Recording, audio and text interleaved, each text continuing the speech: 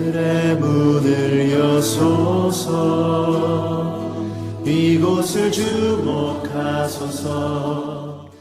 성도 여러분 안녕하십니까? 화요일 저녁입니다.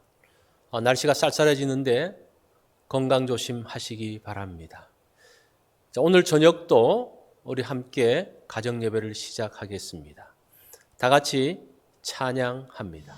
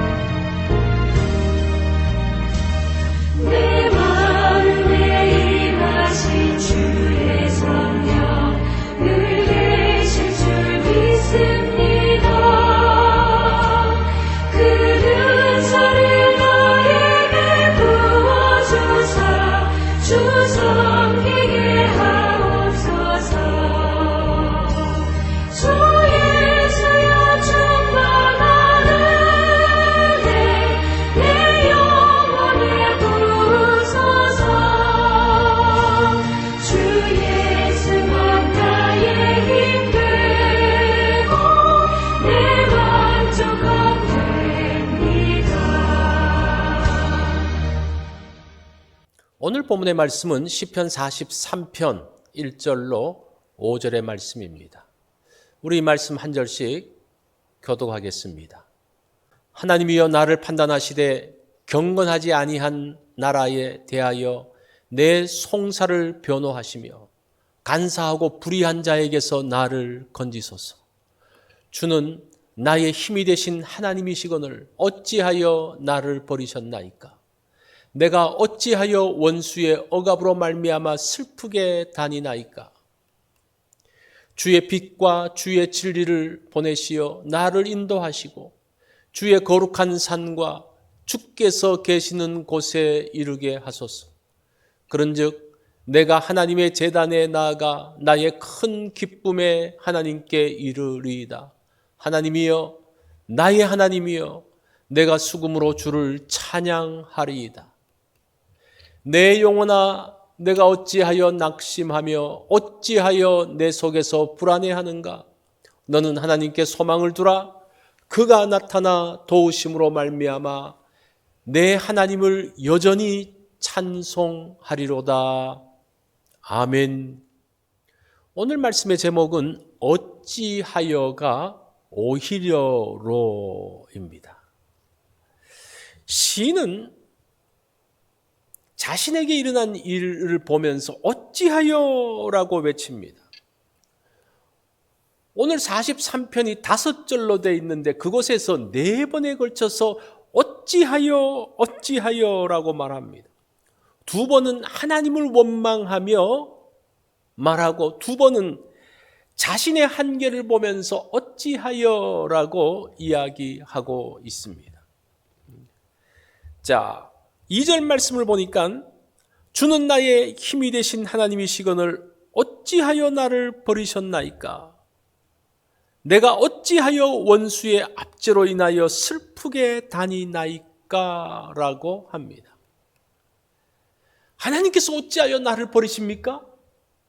하나님께서 나의 힘이 되시는데 어찌하여 원수의 압제에서 고통당하고 있는 것을 방치하십니까? 이렇게 이야기합니다. 이것이 우리의 고민이 아닙니까? 하나님께서 살아계시는데 어찌하여 이런 일이 일어나는가? 이런 상황이 왜 일어나게 되었는지 알 수 없어 하나님 어찌하여라고 외칩니다. 앞뒤가 막혀서 캄캄하게 된 상황에서 아무것도 볼 수 없어서 어찌하여를 외치고 있습니다. 어두울 때는 주님이 주신 약도가 보이지 않습니다. 빛이 비춰질 때 비로소 그 약도를 볼 수가 있습니다. 3절에 보니까요, 주의 진리는 빛과 함께 온다고 이야기합니다. 성령님이 빛을 비추어 주심으로 인해서 진리를 이해할 수 있습니다. 그것을 성령의 조명이라고 합니다. 그때 비로소 어찌하여라는 질문에 대한 해답을 찾을 수 있습니다. 자, 5절 말씀에 보니까 내 영혼아, 내가 어찌하여 낭망하며 어찌하여 내 속에서 불안해하는고라고 합니다. 하나님께서 함께 하신다면 불안해하지 말아야 합니다. 그런데 하나님께서 함께 하시고 빛을 비추어 주시는데도 불안합니다. 나약하고 어리석은 자신을 보면서 내 영혼아 어찌하여 불안해하는고라며 절규하고 있습니다. 상황이 어려워지면 자꾸 의심이 생깁니다. 머리로는 아는데 마음이 따라가지 않습니다. 그런 자신을 보면서 나도 내가 싫어집니다. 자, 5절 말씀을 봅니다. 5절 말씀을 개역 한글로 옛날 성경으로 보면 너는 하나님을 바라라.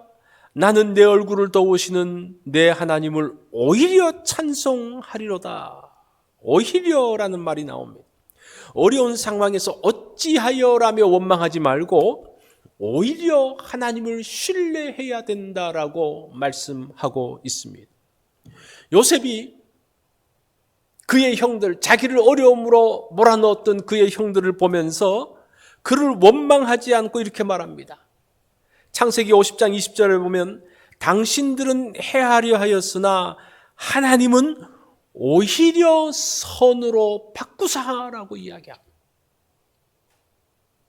요셉은 어찌하여라고 말하기보다는 오히려 하나님께서 선으로 바꾸셨다라고 말합니다. 바울은 로마 감옥에서 있으면서 원망하지 않고 빌립보 성도들에게 이렇게 이야기합니다. 빌립보서 1장 12절에 보니까 나의 당한 일이 도리어, 이 말은 오히려 믿음의 진보가 되었다라고 말합니다. 내가 당했던 일은 기가 막히고 힘든 갇히는 일이었는데 오히려 그것을 통해서 믿음의 진보가 나타났다라고 이야기합니다. 그렇기 때문에 내 생각이 아니라 하나님의 생각을 따라가야 합니다. 하나님을 향해서 원망하며 어찌하여, 나 자신의 한심한 모습을 보면서 어찌하여 라고 말합니다. 그런데 이제는 어찌하여라는 신앙에서 벗어나 오히려 신앙으로 나아가야 합니다. 이런 상황을 허락하신 하나님을 오히려 찬송하면 좋겠습니다. 나의 당한 일이 오히려 믿음의 진보가 되었음을 보면서 찬송합니다. 그리 아니하실지라도 오히려 하나님 앞에 영광 돌리는 것, 그런 신앙의 사람들이 되어지기를 바랍니다. 어찌하여라는 원망과 불평의 말보다는 오히려라는 신뢰하는 말을 사용하기 원합니다. 왜라는 말보다는 그럼에도 불구하고라는 믿음의 말을 사용하기 원합니다. 자, 여전히 힘든 상황이죠.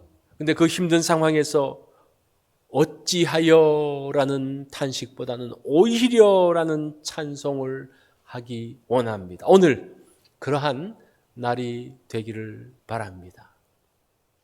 오늘 말씀에 적용을 해봅니다. 계속되는 문제를 보면서 하나님에 대한 원망이 생깁니다. 어찌하여라며 원망하는 마음이 있는 한 문제는 해결되지 않습니다. 오히려 하나님을 찬양할 때에 마음이 새롭게 되고 다른 것을 보게 됩니다. 자, 오늘 오히려라는 고백을 하며 마음을 새롭게 하기를 원합니다. 화요일 기도 제목입니다. 이 땅의 정결함을 위해서 기도하겠습니다. 얼마나 그 악하고 더러운 것들이 있습니까? 그 모든 것들이 정결하게 되기를 원합니다. 라는 기도가 필요하죠. 그리고 샘터 식구들을 위해서 기도하는 날입니다. 샘터 식구들의 가정을 위해서, 일터를 위해서, 건강을 위해서 기도가 필요합니다. 오늘 또 성경 읽기 있는 것 여러분 기억해 주시기 바랍니다. 나의 기도하는 마음